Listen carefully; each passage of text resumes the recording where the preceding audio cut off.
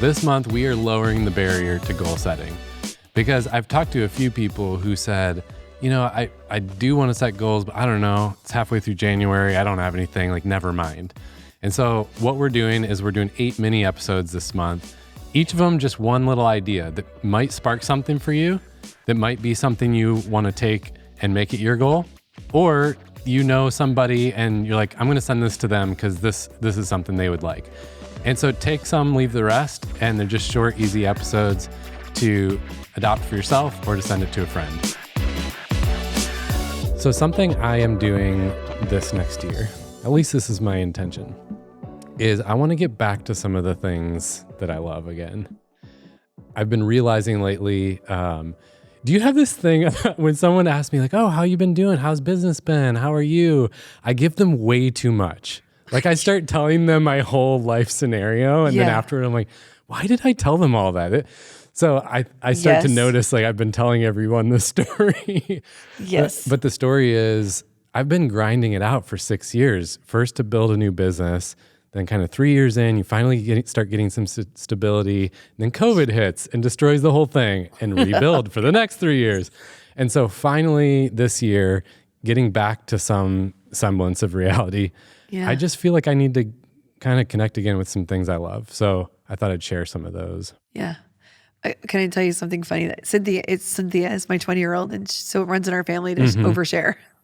Yeah. And so we were sitting in church on Sunday, and actually Wes's wife came over and said hello to us. And she said, what are you doing like with your life? And Cynthia said something like living in the basement. And then she said, how's that going? And Cynthia said, it's a little bit lonely right now. And then Cynthia leaned over at me and said, did I just overshare? But see, her version's good. It was still succinct. I said Mine's the same way thing. too long. I said, I think you were honest and right to the point. Well, I get the friend looks at me and suddenly they're really worrying about me because people don't answer the way that I answer. So they're like, are you okay? I'm like, I don't know. I'm just telling you what's been on my mind. That's funny. I can see Cynthia doing that. Yeah. Well, I was kind of thinking in the buckets of me versus work. I guess both are me, but they're both you. Yes. Anyway. In 2 different locations. A general theme was, okay, I've worked really hard to gain more freedom and flexibility in my schedule. Yeah. For me, that was a big motivator in entrepreneurship. So like time to start using some of that. And I think this year, one goal was going to more live music. And in the past, it'd be hard to just get out and do that on a weekday or to go to get outside during a weekday, or it felt like all my time to go do something fun. I had to use all my vacation time just to like do the holidays with family. So I didn't do much just for me. Yeah. So I think it's live music. I want to go snowboarding more again. Like I love that. And I've gone maybe once a year for the past 10 years. Yeah. You know what I mean? And then I was also thinking about just connecting more, whether it's a phone call or hanging out with family and friends that matter, because I think that can go by the wayside when work is really busy. And then also Ashley and I have been talking about just some weekend getaways. Like it doesn't just have to be these big trips, but could we just plan a little more often, getting away for a night or two? Oh, I find those so refreshing. Yeah, and it feels more doable. But I think for us, it's just, okay, we got to plan it. It never happens unless we sit down and plan it. Yep. That's kind of on the me side. On the work side, I was thinking of a few things that are similar. I really enjoy like connecting with new people and learning about them and what they do and all the energy that happens in like a new connection.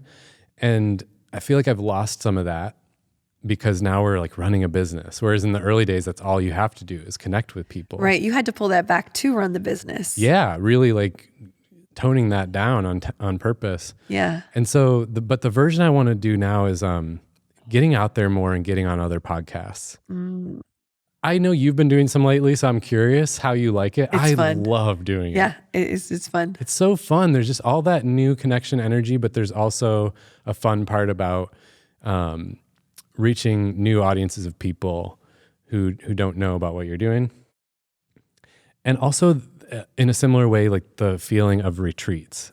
I mean, you know, my dream for Greenhouse is to own and run amazing retreat properties, not just about executive leadership, but also about like a marriage retreat or a personal, you know, goals and life design type of retreat. And I want to start getting back to that a little more, which I think for me next year means, or this year means going to some myself. Yeah. I just want to get inspired. I want to go to some. I've heard really good things about places like Onsite and the Oaks and just some places I want to go and experience myself. Mm-hmm. And part of that retreat thing that has come to life is we've always had this metaphor of the greenhouse. Like, what if there was just like a plant in a greenhouse can really thrive because you've got the right conditions? What if there's actually a physical place that an individual or a team could go and experience some of that? And that's what we have now with Lost Office, which we talked about in a previous episode, but it is the physical greenhouse place where teams can come and really experience better culture and ways of working. Yeah. So to me, that's actually a step towards the retreats. I'm so excited to actually start bringing some of that to life through our collaboration with Lost Office. It has such a cool vibe. It does. We're sitting here right now. If you're on audio, you can go over to YouTube and see. Yeah. We're sitting in the Enclave, which is like the main room that teams can meet. It's so cool. And then I was thinking on the coaching side, I want to coach fewer people, but be able to go deeper. I really am loving coaching people who are trying to build a business and helping them make it happen. But you can't just do these little like 1 hour conversations here and there. You really have to have some big chunks of time to dig in. And I had one yesterday with a client. We got on the whiteboard and we solved stuff and we figured things out for a few hours. But there was just a chance to like sit down and drink coffee and brainstorm and that kind of space. So I think that's what I'm dreaming of with doing a little more of that in coaching. That's like what made me fall in love with it. Yeah. And gotten lately, away from it a little bit. Yeah, it's just been in a busy kind of state, like running here and there and just trying to get it all done. You know, I'm listening to you and you've already done the hard work. And I feel like myself listening and maybe our listeners out there, the thought process for me is just thinking it's hard to get intentional. Even my husband and I have been thinking about, we had a really hard semester. It was just like, he had new courses and it was just like, we actually like looked at each other and we were like, what is fun? Like what, you know, like you forget. And if you don't sit down and actually have that conversation, you'll lose track of what actually brings joy and fun. And I just want to be clear. I have a really hard time getting around to that too. So sometimes I know in the past I'd listen to people like this podcast and be like, well, whatever, you're weird. Like normal people don't have time to think about their intentions and goals. No, but you just made that very clear that in the past you've struggled with that, but you've gotten a little bit better at getting closer to that. Well, because there's specific ways you have to do it. You can't just sit around and wait for the day where the schedule's clear and you're inspired. No. That's the problem. Yeah. The reason I can do it now is I've actually implemented like specific systems to make it work. And this is what I do with clients too. Yeah. So in that session yesterday, we did this for her business. We carved out times on her calendar where she would go for a walk in a specific place that was kind of in nature. And she would have a prompt for herself that she was going to think through on that walk. Your brain works better when you're moving. She really likes being in nature. It gets her away from the distractions. And it's a time carved out for that. So I do the same kind of thing. Like I don't just sit around and think about my goals all day. For me, it is a walk as well. I went on a walk with this prompt and thought through some of it and just started to give myself space to think outside of the normal emails and busyness. So there's like specific things that help you get there that for anyone who's listening and feeling stuck, here's another one. And this is actually one of the things I've been trying.